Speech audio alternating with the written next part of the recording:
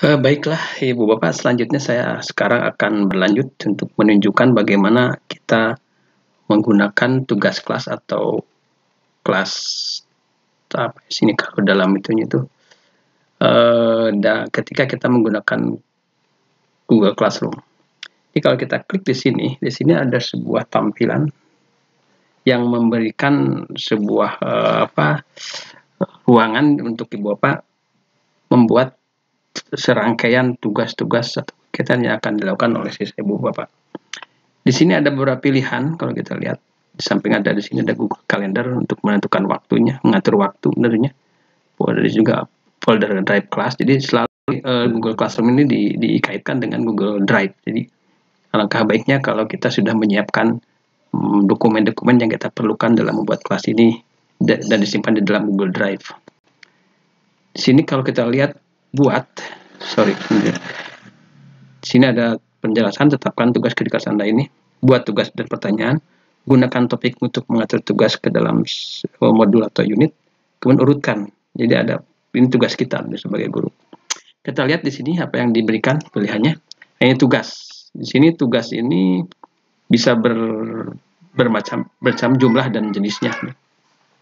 Kalau kita klik di sini, maka akan muncul di sini sebuah form yang bisa kita isi. Misalkan di sini tentang digital storytelling sebagai alat assessment. Ini petunjuk opsional, misalnya bisa Ibu Bapak isi atau jika dilewat bisa. Kemudian di sini bisa ditambahkan ininya melalui misalkan kalau udah ada filenya tinggal diambil di Google Drive, disimpan di sini. Jadi kalau kita mau buat ya kita klik aja di sini. Kalau kita bisa pakai dokumen misalkan di sini atau di sini slide kayak PowerPoint. Di sini misalkan pakai slide. Tunjuknya pelajari.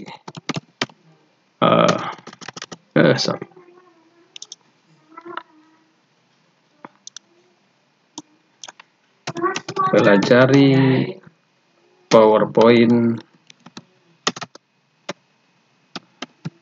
tentang digital storytelling. Nah, ini langsung aja di sini akan muncul. Kalau Ibu Bapak juga mau menambahkan misalkan file di sini berbentuk dokumen Word biasanya, kita bisa buat langsung di sini. Jadi bisa beberapa tugas yang kita berikan. Dan kita juga bisa atur di sini poinnya, siapa yang bisa ngerjakan, di sini ada siswa, kemudian di sini juga batas waktunya kapan misalkan kita misalkan di sini beri waktu sampai bulan Mei misalkan di sini tanggal sekian. Oke, di opsional saya bisa kita isi atau tidak. Topiknya misalkan di sini kita buat topik misalkan digital storytelling sebagai alat evaluasi.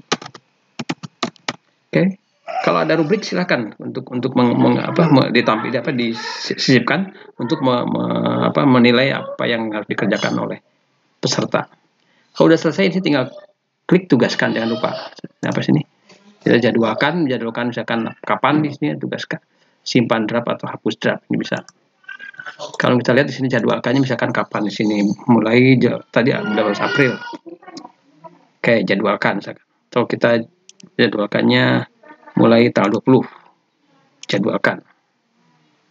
Oke, setelah itu simpan di sini ada. Dijadwalkan tanggal 20 April. Oke, itu cara membuat sebuah tugas ya. Kemudian ada juga di sini berupa tugas kuis. Kuis biasanya ya bisa Ibu. Di sini masukkan ada pilihan juga. Kita bisa membuat Google Form atau buat dengan dokumen. Terserah. Di sini Ibu bisa pilih atau dengan gambar di sini. Itu terserah kita maunya yang apa. Dan di sini judulnya jangan lupa diisi. Setelah selesai jangan lupa tugaskan ya. Kemudian yang berikutnya bisa kita buat juga dalam bentuk pertanyaan. Misalkan di sini pertanyaannya apa pendapat Anda bila digital storytelling digunakan sebagai alat evaluasi untuk semua topik biologi. Dapatkah? Jelaskan pendapat Anda.